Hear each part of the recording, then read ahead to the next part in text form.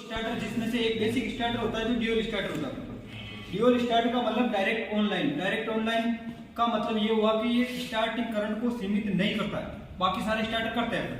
तो यानी कि स्टार्टिंग धारा को सीमित तो नहीं करेगा। क्यों नहीं करेगा? क्योंकि ये नॉर्मली 3 HP तक की मोटर के लिए काम में लेते हैं। बाकी सारे स्टार्टर 3 HP से अधिक मोटर के लिए काम में लेते हैं। ठीक है ना? वो उसमें ज्यादा क्यों लेते हैं? क्योंकि उसकी स्टार्टिंग धारा बहुत ज्यादा होती है, तो सीमित करने के लिए होती है। नॉर्मली अगर वो जो भी है 10 HP की है तो वो स्टार्टिंग में ना उसकी 1.5 गुना करंट लेती है, 15 एम्पीयर ले लेती है। तो 3 HP तक तो इतना लोड पड़ता नहीं है ना अपने पास। तो इसलिए अपन नॉर्मली ये बेसिक स्टार्टर है तो इसको काम में लेते हैं। अपन क्यों लेते हैं कि ये सुरक्षा तो मतलब ये ओवरलोड से सुरक्षा करेगा और फ्यूज लगे हुए हैं इसलिए सुरक्षा करेगा, बाकी स्टार्टिंग धारा को सीमित नहीं करेगा। मेन बात ये सुरक्षा तो करेगा, ऑन ऑफ भी करेगा, OLR भी है, फ्यूज भी लगे हुए हैं, तो ज्यादातर सुरक्षा युक्तियां लगी हुई है। स्टार्टिंग धारा को कभी सीमित नहीं करता। देखो इसमें क्या क्या लगा हुआ है। ये जो सप्लाई यहाँ से आ रही है एमसीबी से आने के बाद सीधी सप्लाई स्टार्टर के अंदर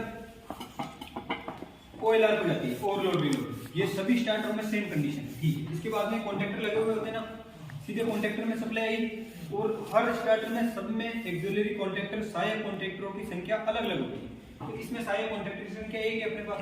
ठीक है, ये मुख्य कॉन्टेक्टर 3 होते हैं, एक सहायक कॉन्टेक्टर है। ठीक है ना? अब क्या है कि सहायक कॉन्टेक्टर है और ये एनबीसी है। ये एनबीसी क्या होगी? जैसे ही पुश बटन को ऑन करेंगे ना अपन दूसरे पहलू को, देखो इसमें 2 प्रकार के बटन होते हैं। इसमें स्टार्टर में 2 प्रकार के होते हैं, एक एनओ होता है, एक एनसी होता है। क्या अंतर है इसके अंदर? एनओ और एक होता है एनसी जो सामान्य स्थिति में जुड़ा हुआ रहता है, क्लोज्ड रहता है, परिपथ क्लोज्ड रहता है, जुड़ा हुआ। ठीक है, जो एनसी होती है वो लाल कलर का होता है, यानी कि बंद करने वाला बटन होता है। एनओ जो होता है ना वो हरा कलर का होता है, जिससे स्टार्ट करते हैं। अब स्टार्ट करते हैं तो परिपथ पूरा होगा ना, इसको दबाएंगे पुश करेंगे तो ये परिपथ पूरा होगा। परिपथ पूरा होगा, एक फेज मिला, एक फेज मिलते सीधा फेज इधर से आया, दूसरा फेज इसको इधर से मिला। यानी कि एनबीसी हमेशा स्टार्टर के अंदर 2 फेजों के मध्य जुड़ी होती है और 2 फेजों के मध्य जुड़ी होती है ना, उसको बोलते हैं अपन पैरेलल क्रम समांतर। ठीक है ना? और सिंगल फेज में यही एनबीसी न्यूट्रल और फेज के अंदर जुड़ी होती है। ठीक है, क्या है एनबीसी का रोल? पतला वायर अधिक टर्न अधिक प्रतिरोध होता है। अधिक प्रतिरोध होता है तो ज्यादा टर्न के कारण इसका चुंबकीय क्षेत्र ज्यादा बनता है 2 फेजों पे। तो ज्यादा चुंबकीय क्षेत्र बनेगा ना तो कारण क्या होगा कि ये कॉन्टैक्टर इस बीच में लगा होता है इस प्रकार, तो इस लीवर को खींच लेगा, एक साथ कॉन्टैक्टर को ऑन कर देगा। सारे एक साथ तीनों फेज गए है ना, 2 फेजों बीच में जुड़ा, ये इसको खींचा, खींचने के बाद कॉन्टैक्टर चिपक जाएंगे, यानी कि सारे एनओ बने होते एनसी बन जाएंगे। ठीक है, एनसी बनते ये सारे एक साथ ऑपरेट हुए, ऑपरेट होते ही मोटर चालू हो जाएगी नॉर्मल कंडीशन। तो ये इसका पावर परिपथ कहलाता है। किसका? अपन पावर कंट्रोल तो कर रहे हैं, इसको ओपन किया तो पावर कंट्रोल हो गई, फिर पावर एक साथ जुड़ी, तो इसको पावर परिपथ बोलते हैं। तो स्टार्टरों के अंदर 2 परिपथ बनते हैं अपने पास, एक पावर परिपथ और एक बनता है कंट्रोल परिपथ। कंट्रोल परिपथ वो रहा अपने पास। ठीक है ना? सभी स्टार्टरों में ऐसे ही सर्किट बनते हैं, युक्तियां इसी प्रकार जुड़ी होगी, लेकिन उसमें अंतर इतना होगा कहीं कॉन्टैक्टरों की संख्या ज्यादा होगी और OLR की संख्या ज्यादा होगी, इन्हीं का अंतर होगा, इससे ज्यादा कोई अंतर नहीं है ना। जैसे ऑटोमेटिक के अंदर 3 कॉन्टैक्टर आ जाएंगे और उसके जो टर्मिनल होंगे ना वो सहायक को मिला के 14-15 कॉन्टैक्टर लगभग होते हैं उसके अंदर। ठीक है, पर जो जुड़ी हुई युक्तियां होगी ना वो इसी प्रकार जुड़ी होगी। क्या क्या मोटी बात है फिर कह रहा हूँ, एनबीसी को हमेशा 2 फेजों के बीच में जोड़ना है। यहाँ पे जो पुश बटन होते हैं ना दोनों सीरीज में जुड़े होते हैं एक दूसरे। ठीक है ना? कंडीशन क्या होगी? जैसे सप्लाई जाएगी ना, सप्लाई जाने के बाद में इसका मैग्नेट बनेगा है ना। सप्लाई गई, जब कंडीशन सुनो, ऑन तो कर लिया आपने, ऑफ कैसे हुआ? सप्लाई कट हो गई। सप्लाई कट होते ही कॉन्टैक्टर छूट जाएंगे। अरे यहाँ से फेज छूटा, उधर से फेज छूटा, इसका मैग्नेट नहीं बनेगा। नहीं मैग्नेट बना, यहाँ से ओपन कर दिया, पूरे ओपन हुआ ना, तो ये नॉर्मली ये तो क्लोज था, ये इसको दबाएंगे तब भी होता है, सप्लाई गई तब की कंडीशन बता रहा हूँ। बाकी तो अपन ऑफ करते हैं, इसको ऑफ करते हैं, ये जो पुश बटन दबा होता है ये भी ऊपर आ जाएगा। ये दोनों एक साथ सिस्टम होता है ना। इसको दबाया, ये यहाँ से जो एनसी बना हुआ था वो एनओ बन जाएगा, उल्टा सिस्टम। ठीक है, तो इस प्रकार की पूरी प्रक्रिया होती है इसके अंदर। कलर याद रखना, रेड कलर वाला बंद कर। ठीक है, इसके अंदर ये अब देखो, ये पावर कंट्रोल परिपथ, नियंत्रण परिपथ जो होता है ना, कंट्रोल परिपथ, इसमें क्या होती है?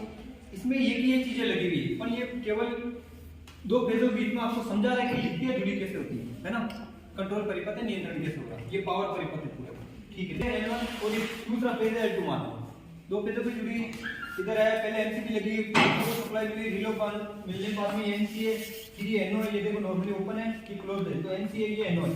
ठीक है, ये पावर कंट्रोल का एक स्विच लगा देते हैं, वही एनओ है। ठीक है, ये एनवीसी जुड़ी हुई है, दूसरा फेज आ गया, यानी एक फेज दूसरे इधर से आया तो यहाँ पे एनवीसी दो फेज के बीच में है ना। कंट्रोल परिपथ, इस प्रकार के परिपथ को कहते हैं पावर परिपथ। ये पूरा ये ना ड्यूअल स्टार्टर के लिए है, जो स्टार्टर नॉर्मली 3 HP तक की मोटर के लिए काम में लेते हैं। ज्यादा HP की मोटर होगी ना तो 10 HP से ज्यादा मोटर है तो वहां पर तुम काम में लेना स्टार डेल्टा स्टार्टर। 40 HP से ज्यादा है तो वो ऑटो ट्रांसफार्मर में स्टार्टर आ जाएगा जो वोल्टेज को वेरिएबल करता है, कम ज्यादा कर देता है। ठीक है ना, यहाँ तक देख लो। इधर ये रहा ड्यूअल स्टार्टर, ये रहा आपके पास एनसी, ये एनो रहा। अब इसकी खोल के इसके पार्टों को देख लेते हैं, इसको होल्ड करेंगे। अब देखो ये लगी हुई ना, इसको कॉन्टेक्टर बोलते हैं इस वाले भाग को। ये जो जहाँ पे ऊपर होल्ड करता है ना, ये सर चिपका लेता है। इसके अंदर ये जो लगी हुई है ना, ये वाले भाग, इसको एनवीसी बोलते हैं। कुंडली है, कॉइल है, लपेटन बोलते हैं, कुंडली या कॉइल, ये सारे नाम है। तो इसको बोलते हैं अपन। ठीक है, पतला वायर अधिक प्रतिरोध के कारण मैग्नेट बनता है ना, तो फिर ये जैसे चुंबकीय क्षेत्र बना ना, ये इसको चिपका लेंगे ऊपर। ये चिपकाते कॉन्टेक्टर ऊपर संपर्क में आ जाएंगे, इनको परिपथ को पूरा कर देगा बाद में, तो इसको कॉन्टेक्टर बोलते हैं। और अब ये सप्लाई ऊपर से आ रही है ना, मैंने फिर कहा कोई सा स्टार्टर सीधी सप्लाई आती है तो सीधी कोयला के अंदर आती है, ओवरलोड रिले में ये दिखाते हैं सीधी आई सप्लाई, सीधी आ गई। आने के बाद में इसको रिले बोलते हैं अपन। ठीक है ना, ये रिले सप्लाई आ गई। सुरक्षा युक्ति है ओवरलोड रिले, ओवरलोड या शॉर्ट सर्किट होने पर परिपथ को तोड़ देती है, इसी का काम। ठीक है ना, इसके अंदर कुछ नहीं, 2 स्विच टाइप का होता है और एक कुंडली होती है, कॉइल होती है। मैग्नेट बन के ओवरलोड के कारण ज्यादा मैग्नेट तोड़ देंगे। इसका काम कोयला का ये होता है, मैग्नेटिक भी होती है। ठीक है ना, अब है ना, फिर देखो ये कॉन्टेक्टर आ गए यहाँ से यहाँ, और इससे पहले बैकअप फ्यूज होता है, जिसके बारे में लिखा है ना बैकअप फ्यूज। वो बाहर लगे हुए स्टार्टर से पहले लगने वाले फ्यूज को बैकअप फ्यूज कहते हैं। ठीक है ना, प्रतिकर फ्यूज बोलते हैं बैकअप फ्यूज। ठीक है, ठीक है। ये एनवीसी हो गई। कॉन्टेक्टर एक होता है, एनवीसी एक ही होती है। ठीक है ना, इनको सहायक कॉन्टेक्टर बोलते हैं। ये जो साथ में अलग से लगे हुए होते हैं ना, इनको एक्सिलरी या सहायक कॉन्टेक्टर बोलते हैं। तो ये सहायक कॉन्टेक्टर हो गया जो बताया हुआ तुम्हारे पास। अब देखो इधर ये एनसी है, इधर एनओ है, तो यहाँ से अब यहाँ से ना ये एनओ, ये एनसी है, ये एनओ है ना, तो ये सीरीज में जुड़े होते हैं। इन एक पेज पे लाके ये सीधा पेज इसको मिला, इधर से वापस लेके पेज फिर इसको जाएगा एनवीसी को, यानी एक पेज इधर से मिला, दूसरा पेज इधर से उठा के यहाँ से एनवीसी को दे देंगे। तो एनवीसी समांतर क्रम में 2 पेजों पे जुड़ गई। ऐसे जोड़ना है, इसकी वायरिंग बता देंगे है ना। ठीक है, बाकी इसके अंदर कोई विशेष चीज होती नहीं। ठीक है ना, इसको आप और भी खोलेगा तो अंदर एक स्प्रिंग वगैरह मिलेगी, कभी कोई खराब हो जाए तो पेट्रोल से साफ कर लिया करो। बाकी ये पुश बटन काम करने लग जाती है, इसकी मेंटेनेंस में यही चीज आती है ना। इसके अंदर आवाज कहाँ से आती है ध्यान रखना, ये जो एनवीसी होती है चैटरिंग की आवाज आती है ना। क्यों आती है? क्योंकि इसके अंदर धूल मिट्टी के कण जम जाते हैं ना, तो बाद में ये फिर होल्ड नहीं कर पाता सारा, वो इसलिए आवाज आती है, उसको चैटरिंग की आवाज कहते हैं। ठीक है, ट्रांसफार्मर से हमिंग की आवाज होती है। ठीक है, बाकी इसमें कोई विशेष चीजें और है नहीं। 3 पेज आई, 3 पेज चली गई, बस करंट को सीमित करती है। ठीक है।